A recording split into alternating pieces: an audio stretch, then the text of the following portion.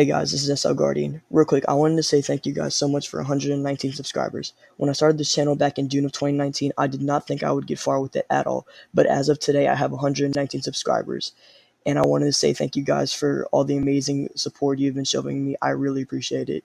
And I know 119 isn't a lot of subscribers, but I really appreciate all the support you've been giving me. And it really is a lot to me. So thank you so much.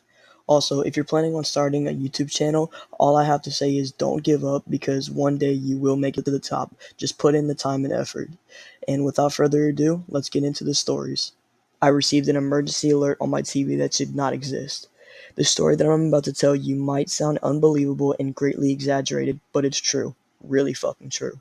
Sorry for all the swears and events I'm about to retell may sound fake and unrealistic, but let me reassure you, this really happened. Let me give you some background on myself. I'm what most people would call an average Joe.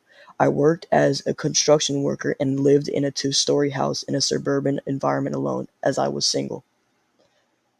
And as for how this happened, a couple days ago I was sitting on my couch watching TV when my show Camp Camp was interrupted. It was the emergency alert system, but since I lived in an area in the USA with frequent tornadoes, this was somewhat normal. After I read the emergency alert, my heart dropped. I can't remember all the details, but it was something like this. Emergency alert system. This is not a drill. The United States Civil Defense has issued the following message. At 6 a.m. Standard Time, a non-disclosed entity surfaced from the North Pacific Ocean. It is believed to be extremely hostile towards humans. Until further notice, follow these instructions. Do not look outside.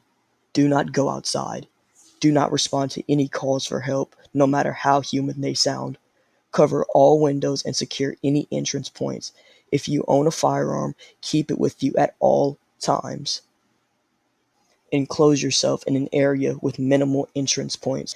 If the experiment breaches your home, exit the building immediately. Do not call anyone and do not accept any further calls you receive. Wait for further instructions. The TV turned off. I was in a state of confusion, fear, and panic. Was this an emergency alert? A prank? No, it couldn't be. This alert had just interrupted national fucking television. If Camp Camp could even be considered that, how could it possibly be just a prank? Just to be on the safe side, I did everything the alert had told me to do. I locked my doors, covered the windows, and turned off my phone. I ran to my bedroom and locked the door as my thoughts began to race through my head. And even more concerning, the alert said that this experiment had escaped and it was extremely hostile. But what creature could cause a state of emergency? The next few hours were fairly uneventful. I stayed in my room, reading books and exercising. It was about 2:30 when I heard something smash in my neighbor's house. It sounded like a window being shattered, followed by something large crushing the broken glass. I felt a chill go up my spine, and I listened closer. Then I heard the most unpleasant and gut-wrenching sound I could possibly hear. A scream. It sounded like a woman was screaming, but not because of pain, but because of fear. I couldn't hold myself back any longer, and I stood up and grabbed my curtains. But at that exact moment, I remembered something. The emergency alert had specifically said not to look outside. I didn't want to risk it, so I slowly backed away from my window. But the screams continued, and at one point, they stopped. They just fucking stopped. As if it was the screams were suddenly silenced. The source killed. I could only think about what made that person scream.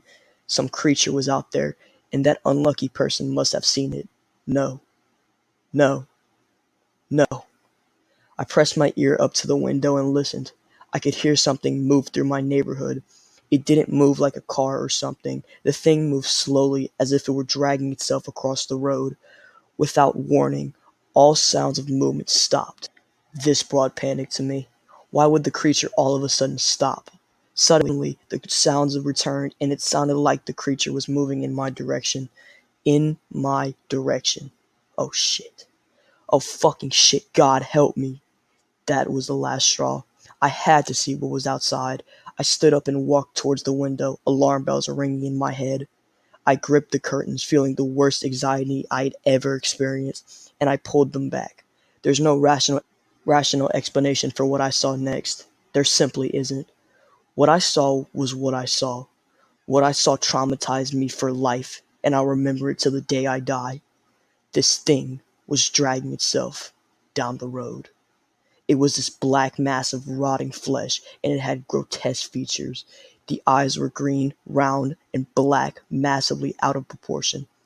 Long, glistening tentacles and tendrils protruded from the skin of the creature. Each of the tentacles ended in sharp points, and some even had mouths on the tips of the tentacles. There were lots of small holes and wound-like orifices all over the creature, opening and closing as it breathed. Long veins pulsated across the creature's body. The creature was about the size of a fucking school bus. I immediately ducked down, and that's when the smell hit me. The creature smelled like rotting flesh and decay. The smell was nauseating, and it took all of my willpower not to gag or vomit. Immediately, I shut the window and closed the curtains. I didn't think that the creature had seen me, so at least I didn't have to worry about that. Just as I was calming myself down, I heard someone shouting outside, "Help! Help! Help! Help! Help!" The voice yelled. I scrambled towards the window, but then I stopped. The emergency alert had said not to respond to any calls for help, no matter how human they sound. God, no. What the fuck is this? What the fuck is this thing? I peeked out the window. One of the tentacles ended in a flower-like mouth, and the calls for help sounded like they came from it, as if it were some kind of speaker or sound projector. What? This creature. It couldn't possibly be normal. I watched as the creature smashed through the roof of a small house. One of its tendrils snaked through the house, and the tendril returned with a bag of steak. The creature dropped the steak into one of its mouths, and the creature grew in size. Yes, it grew. It only grew a foot longer, but nonetheless, it visibly grew in size. I leaned back in my chair and it fell over. Oh shit. Oh shit. Oh shit. The chair fell over with a loud crash, and I heard the creature stop moving. I looked outside, and the creature's many eyes looked directly at me. The creature had heard the chair fall over, and now it saw me. And to this very day, I cannot describe the fear and panic I felt at that moment. I locked my bedroom door. I had seen the creature easily rip off the roof of a house, so I didn't think locking my door would do much to protect myself. I heard the creature slowly drag itself towards my window, and one of its tentacles started to snake towards my window. I didn't own any firearms, so I was completely defenseless against the creature. I felt the front door of my house burst open, and I heard an actual fucking human footsteps run up my stairs as screeches came from outside. A very tall and muscular man, easily 7 foot tall, donned in full tactical gear and a black gas mask, kicked down my bedroom door, pointed a loaded Benelli M4 everywhere in my room before realizing I was in there. The man took off his gas mask, revealing a late 20s looking guy with dark curly hair, dark eyes, and beard stubble. "The fuck?" he muttered. "They didn't even evacuate this place? God, Sergio must be drunk." "What the hell is going on?" I yelled. "Hey," the man snapped. "Calm the fuck down. I wasn't expecting anyone to still be here, that's all. I needed to get to a better vantage point. We need to get out of here, and I have to kill this thing. Lawrence, that fucking asshole must have done this. Does he have hackers?" "What?" I asked, sighing. "Who the fuck are you?" "You... you don't need to know that. I doubt you believe me anyway. You know how to use this?" The man handed me a large and loaded handgun. "No, I don't. Well, too bad. Aim, point, and fire. You'll definitely need it. The safety's on right now. Just click the little button on the side." I heard crashes coming from downstairs. "Shit," the man said. "Let's get the fuck out of here." He put on the gas mask and ran downstairs, motioning me to follow as he swept the barrel of his shotgun at multiple rooms as we burst into the living room at the bottom of the stairs. Large, intertwined masses of black tendrils were snaking in the air, blocking the door. The man immediately shot the tendrils, severing them in bursts of black gore as he used a machete to chop out the rest of them, firing outside as I ran out, only 10 feet away from the monster. The man began to fire chunks off of the monster, aiming for the eyes as he ran out of ammo, reaching into his backpack and grabbing the stock of an M4 carbine, dropping the shotgun and firing at the monster with full auto precision. I decided to be useful and started firing at the monster at point blank range, the recoil fucking my shoulders up, yet I kept firing until the gun clicked. He threw a grenade at it and reloaded his M4, firing again into the monster as the grenade exploded. He threw another grenade and told me to get to a truck parked on the side of the road as he kept reloading and firing at the monster.